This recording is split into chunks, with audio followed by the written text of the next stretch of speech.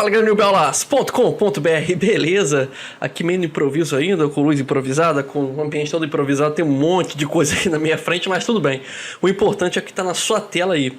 E hoje nós vamos brincar um pouco mais com o código que nós vimos na aula passada, aquele código de integer, porque o tema de hoje é justamente o tratamento de erros, e aquele código tem uma situação específica que sempre vai causar erro, e nós precisamos aprender a lidar com o tratamento de erros, porque não existe nenhum código de programação que não venha a ter erros. É normal, tá? Quando você faz um código de programação, vai ter determinados cenários que ele não vai funcionar, como qualquer coisa na vida. Então você só precisa se preparar para que quando o usuário acione esse cenário, porque eu já vou mostrar o nosso exemplo aqui, um cenário específico, para que quando for acionado esse cenário, em vez de ir para uma tela de erro, o programa ele trata de uma forma diferenciada, e no nosso caso aqui nós vamos até orientar o usuário do que deve ser feito, ok?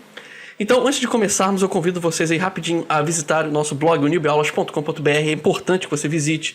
Lá tem nosso índice de aula, nossa loja, botão de contato, link para as redes sociais. Se puder também, curta a gente no Facebook, curta esse vídeo, compartilhe, se inscreva no canal se ainda não for inscrito, porque pelas regras atuais isso ajuda bastante na nossa relevância e no crescimento do canal, ok? Então, sem muita delonga, já dei o recado, vou abrir aqui o meu Visual Studio. Na verdade ele já está aberto, já está aqui na tela do código. Rapidamente relembrando para vocês o formulário aqui, esse é o exato formulário que utilizamos na aula 3. Tem duas caixas de texto aqui, duas text box e um botão de ação, né, um button.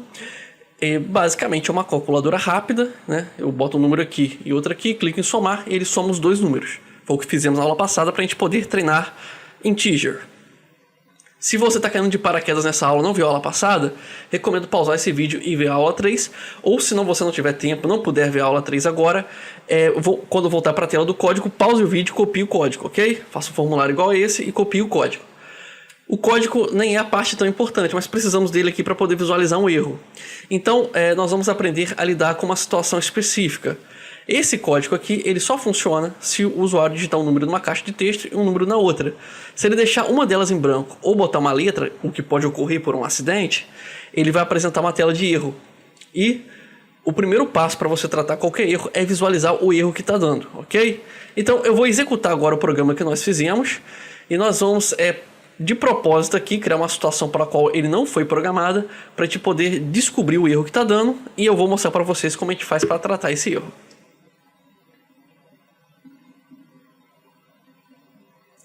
Certo, vou arrastar aqui para uma posição melhor.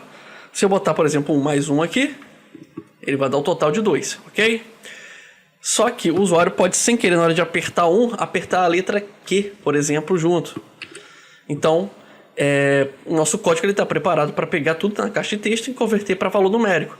Só que a letra Q, quando a gente converte para integer, ele não tem o equivalente, ou seja, ele não tem um número. Se tiver em branco também, ele não entende como um zero, ele entende como espaço branco e também não consegue converter. Lembra que eu disse para vocês que os programas não entendem texto e número como a mesma coisa?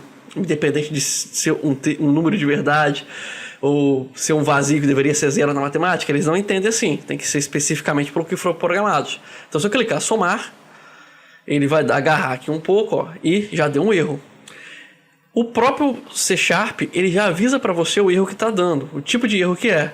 Ele selecionou a linha que apresentou o problema, foi a primeira variável. Se não tivesse essa variável aqui, ele já ia dar na segunda ou na terceira, porque ambas as variáveis, todas as variáveis precisam de números para poder funcionar. A do total já daria erro também, porque total precisa de um valor numérico, ele é uma integer. Então ele deu um erro aqui, ó. É importante também que você veja o erro que está dando, eu vou te explicar por quê. Ele deu o erro system.formatException. Lembre-se disso aqui, ó. Quando você for tratar o erro, lembre-se dessa palavra aqui, ó, formatException. Se não aparecer essa palavra e der um outro erro, anote esse outro erro que vai aparecer. Pode dar uma grande variedade de erros em qualquer código que você estiver trabalhando. No nosso caso aqui, deu um formatException. Com essa informação, eu vou começar a prevenir que meu programa não dê erro. Eu já tenho aqui a linha que deu erro e já tenho o nome do erro. Com essas duas informações, eu já consigo evitar que esse erro ocorra novamente. Eu posso fechar essa janelinha aqui. Posso parar também a execução do meu programa clicando no quadradinho aqui de stop. E agora vamos para o código. O C# tem uma sequência de código chamado try, catch e find. nós vamos utilizar, no nosso exemplo aqui, especificamente o try e o catch. Entendeu? Mas a estrutura dele é try, catch e finally. Se tiver confuso o que eu estou falando para vocês, não se preocupe, vai fazer sentido agora na hora que eu for construindo o código com vocês em tempo real, ok? Então, como eu já sei que o problema pode começar já na primeira linha aqui, eu ignoro essas integers aqui, porque essa declaração de variável não tem como dar erro, é só uma declaração, só está dizendo para o programa que essas variáveis estão disponíveis, não tem como o usuário interferir, logo não tem como dar erro. Então, eu vou pedir para o programa tentar executar o código normal primeiro. E como é que eu digo para ele tentar executar o código normalmente? Eu utilizo um recurso chamado try. Try seria o mesmo que tentar. Vou apertar Enter aqui para poder pular a linha. Não precisa de ponto e vírgula no try, tá? Mas você precisa fazer uma coisa. Você precisa abrir chaves no começo do código. Deixa eu fechar essa chave aqui que abriu sozinha. Fechou sozinha. E eu preciso fechar essa chave no fim do código. Ok? Cuidado aqui que ele vai tentar autocompletar. Beleza, o que nós estamos dizendo para o C# aqui? Estou dizendo, tenta fazer isso aqui. Quando eu boto try, eu falo assim, tenta isso aqui. Ele vai tentar, o que acontece? Ele vai simular uma execução, quando o cara clicar lá no... a pessoa, né? Clicar no botão de ação, botão somar, ele vai tentar executar essa ação. Se houver erro, ele vai criar o tratamento que nós vamos especificar abaixo, porque o try precisa também de um catch. Catch é o mesmo que pegar, né? Vamos dizer assim. Então quer dizer que ele achou um erro. Vou apertar Enter aqui. Vou abrir chaves. Opa. Como não tem nenhum código, eu vou aproveitar essa chave que ele autocompletou aqui. A chave tem que sempre abrir e fechar o código. Beleza. Como eu já sei que o erro que vai dar aqui é um erro de... vamos dizer assim... é um format exception, ou seja, um erro de formato, ou seja, a pessoa botou uma coisa diferente de número, eu já posso direto escrever uma message box aqui. Porque não tem nada de errado, o cat vai exibir a message box e cancelar o código. Então, só vou dar um alerta para o usuário e já seria o suficiente nessa situação. É claro que você pode ter erros que seja interessante mandar ele voltar para o começo do código ou fazer qualquer outra coisa. No caso aqui, botando a message box, o cat vai finalizar e ele vai fechar a ação. Ele não vai concluir ela e logo o erro vai ser contornado. Então bota aqui messagebox.show, nós já trabalhamos com isso antes. Eu abro o aspas aqui e boto uma mensagem explicando o erro. Bota erro com uma exclamação e digite somente números. Não estou conferindo a gramática, mas acho que não errei nada. Boto um ponto. Eu boto uma vírgula. Aqui eu posso criar uma caixinha de um título, né? Ou também posso mudar algumas configurações da nossa message box. Por exemplo, aqui eu vou botar um título, na verdade. Vou botar aqui erro de formato. Entre aspas sempre. Boto uma vírgula. Eu também posso, por exemplo, aqui modificar o botão. Note que eu estou sempre acompanhando aqui por baixo a formatação, porque ele me dá várias opções. Eu gosto de acompanhar esse quadrinho aqui embaixo, uma dica que eu deixo para vocês, porque ele te mostra todas as opções viáveis para esse código que a gente está escrevendo. É uma boa forma de você recordar. Eu mesmo vivo esquecendo a estrutura, porque são muitas estruturas. Então, às vezes eu esqueço que tem uma possibilidade diferente. Então, eu sempre vou olhando. Já tenho o hábito de ficar mexendo com a setinha, você já deve ter reparado. Aqui eu posso escolher uma message box buttons ponto, um botão específico. Quando eu boto assim message box buttons ponto, depois da área de título que nós fizemos ali atrás, eu posso escolher aqui uma sequência de botões diferente. Por exemplo, é um botão de abortar ou repetir, ignorar, não serve pra gente. O botão de ok, que eu acho que vai ser o nosso caso de qualquer jeito. Ok ou cancelar, yes, no, cancel. Eu posso mudar os botões que aparecem na message box para o padrão do sistema, dentro desses padrões que aparecem aqui. O que ocorre é o seguinte, como no nosso caso aqui só tem como dar mensagem de erro, não tem opção para dar para o usuário, eu vou trabalhar com vocês uma message box com opção em uma outra aula específica, eu vou deixar o ok, vou apertar a vírgula aqui para completar o ok, e eu posso mudar aqui o ícone também. Então eu boto aqui, ó, message box, message box icon. Ponto. Note que ele vai sempre completando o que eu estou falando. A vantagem da programação visual é essa, ele vai te dando já o que você precisa fazer. Eu posso botar asterisco, erro, exclamação. Eu vou botar como informação para não assustar o usuário. Mas você pode botar logo uma tela de erro mesmo, com X vermelho, aquela coisa toda. Então, eu vou botar aqui informação. E vou fechar meu código aqui, fechando o parêntese e botando um ponto e vírgula também para indicar.